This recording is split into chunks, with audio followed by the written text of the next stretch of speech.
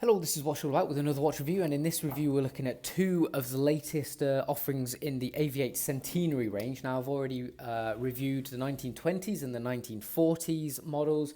Now we have the 1960s and the 1980s models. So it's the same case. I haven't got either watch actually in the case, but I just wanted to show you the case itself. So it comes in that nice outer packaging and then this inner canvas kind of case, secured with buttons, and then your watch will sit here. You'll have a nice little metal plaque with the year, well, the generation of your desired watch, and a little tiny piece of card as well. And on the inside here, got some more information like so. Okay, so that's the box. Same across all of the Centenary range. Let's look at the watches. So here we have the 1960s range and the 1980s range. So the cool thing about the Centenary range is to celebrate 100 years of the RAF, the British Royal Air Force, they've released a watch. Now there's four, the 1920s, 40s, 60s and 80s, a range for each generation of, well, every other year, every other generation that the RAF have been in force. So they're all designed around the kind of year and generation that they're named after as well.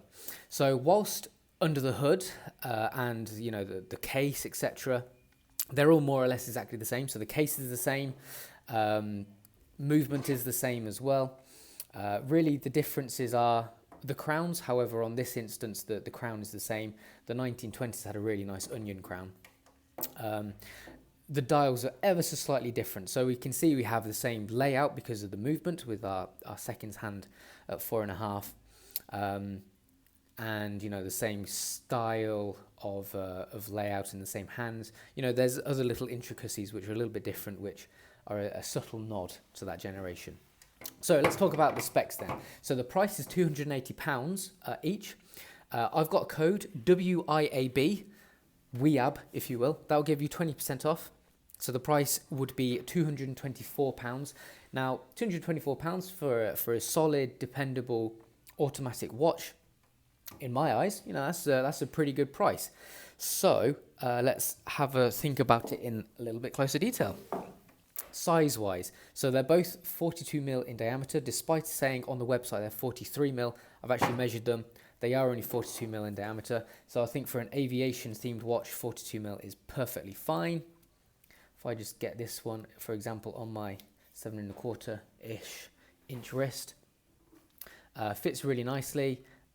You know, looks provides plenty of wrist presence as well. The height is ever so slightly different. So let's discuss the lug-to-lug length of 48mm first. No complaints there at all. So in terms of the height, the 1960s is actually more slender. So this one's coming in at 12.5mm, the 1960s. The 1980s is a little bit taller, and that's 14.5mm. So that comes at 2mm taller. And it's obviously, it's obvious when you actually hold them side by side, especially when you have a look at the positioning of the crown. So if I just show them like that, we can see the difference here, the space slightly above the crown.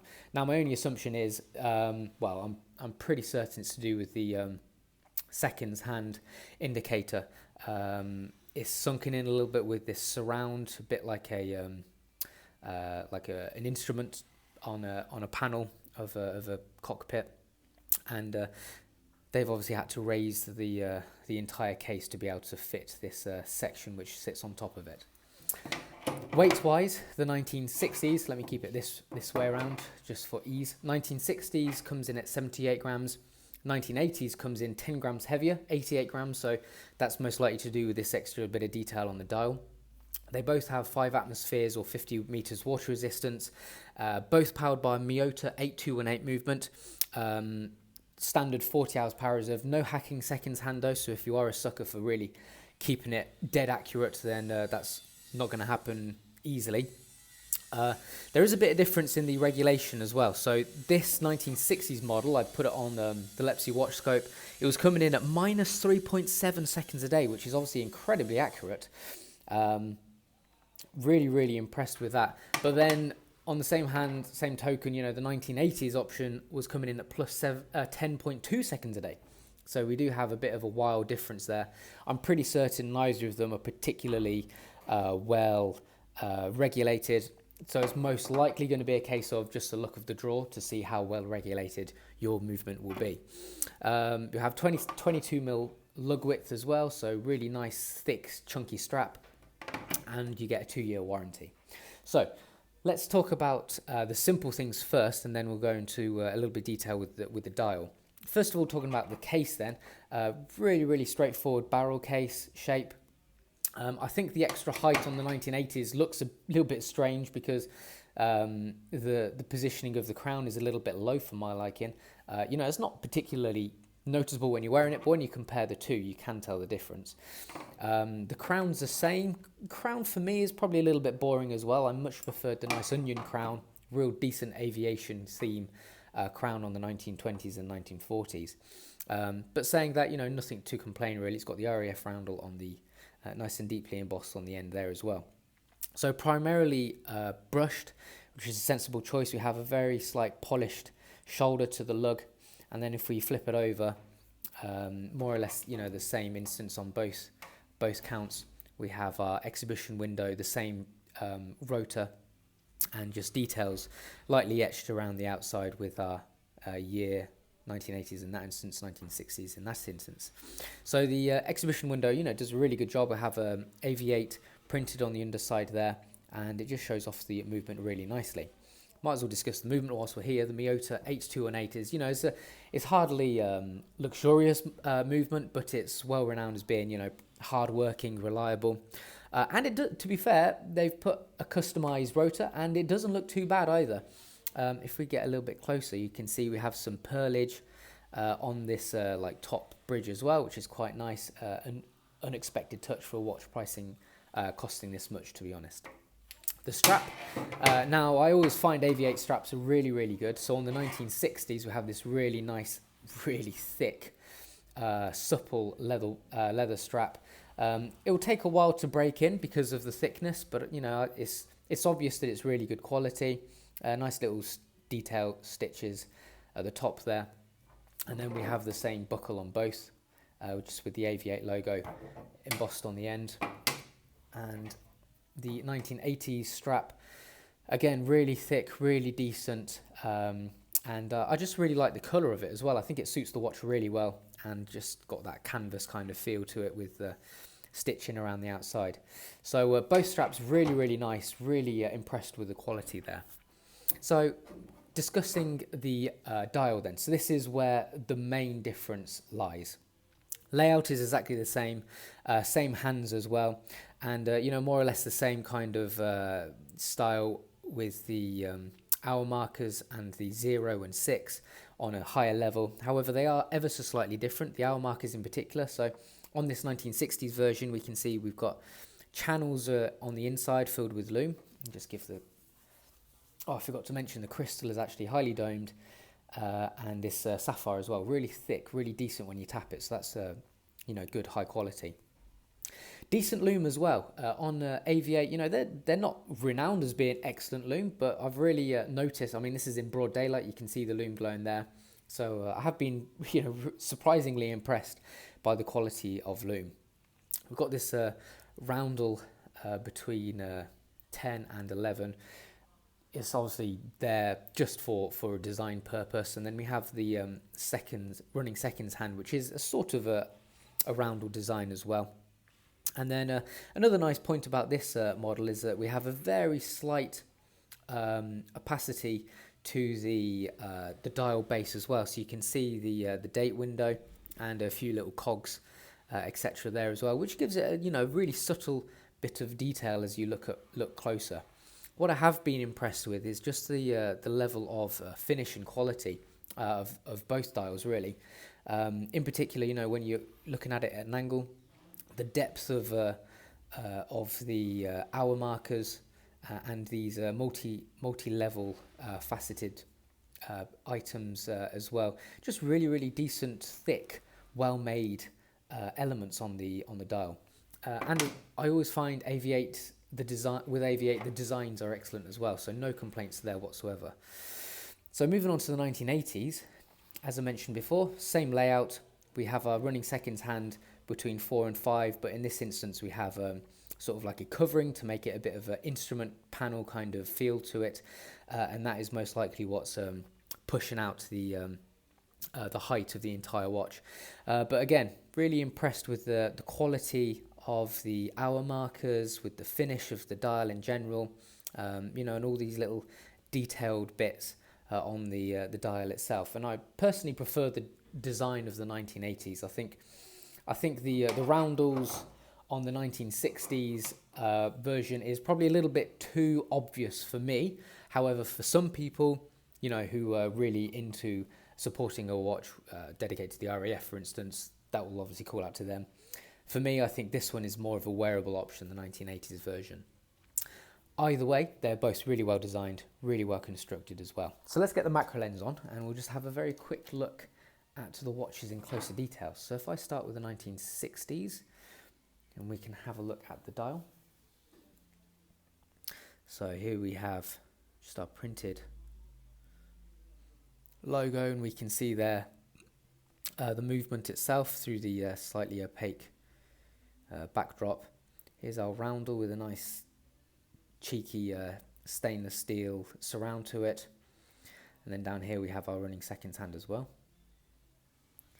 and nice detailing, multi-leveled part of the dial as well, and our hour markers.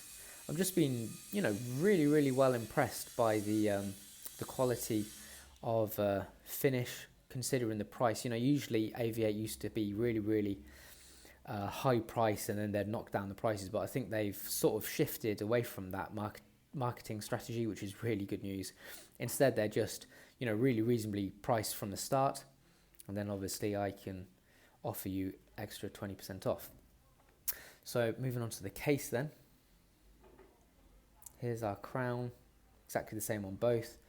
A little bit straightforward for my liking. It would have been nice if it was the onion crown, nothing too crazy. And here's our polished accent on the top of the lug and our brushed side as well. And then flipping it over, here's our case back. So these details are all really lightly laser etched, which is a shame. It would have been nice if it was engraved. And then looking at our movement itself, I just give it a bit of a wipe. So there's our Avi-8 print on the back of the exhibition window, and our movement itself, and a customized rotor with the RAF roundel, which is a nice touch as well, which you wouldn't expect on a watch costing this much. And here's our bridging with our nice pearlage on it as well. So for a Miyota it looks pretty good, to be fair. Whilst we're still on the 1960s, let's just have a look at the leather strap. So here's our top grain with our little bit of stitching detail, and moving on to the buckle, there's Avi-8 logo deeply engraved on the buckle. So moving on to the 1980s version, give the crystal a very quick wipe. So the dial and strap are the only things that are different. Here's our applied hour markers, so slightly less detailed hour markers on here. However, they're still surprisingly detailed, because they've got brush top and then that polished angle as well. And get it in focus, as our printed logo. And then we have this sort of texturized base, and here's our running second hand. You can see there it's a double-ended hand. Here's our date window, and looking at our hands again, you can see the loom coming through there actually if I just cover it up. So this is broad daylight that shows how impressive and how strong the loom is. Some of the loom is strong from Avi-8 that I've seen actually, so fair play to them. And our brushed backdrop to the hands as well. So yeah, really nicely done for the price. Can't complain whatsoever. Then moving on to the strap. So here's our canvas top, nice and neatly stitched, as you can see, and our stitching there. Okay, so I mean, I've been impressed with all 4 models from the Centenary collection, I'll be completely honest. And these, you know, are just as good as the 1920s and 1940s versions. I think they've done a really, you know, it's a really clever marketing idea, doing 4 different watches in the same family, but ever so slightly different and based upon the 4 different, every other generation. I think the 1980s visually is probably my favorite out of all of them. But they're all, every single Avi-8 is just really well designed. They do have a very, very good design team there. And the construction is just really, really solid, really good for the price as well. I've been very impressed. And like I mentioned before, the price, I think they've got it right spot on with this. With my 20% off code WIAB, it makes it £224. And I think, you know, within reason, that is absolutely spot on. You know, if you're after a watch which is specifically dedicated to the RAF than the 1960s, you know, I don't think you can get a better alternative, really. It really looks the part, really nice on. And then the 1980s is just a little bit more wearable, a little bit less full-on RAF, but still with that aviation theme. So really nice watches, really impressed by them. And if you like the look of them, then yeah, I would wholeheartedly recommend them. So apologies for the noise outside. We have builders next door, which is frustrating. This was the Avi-8 Centenary range, and that's what it's all about. Thanks very much for watching, guys. Please like, subscribe, and comment to my channel. Thank you very much.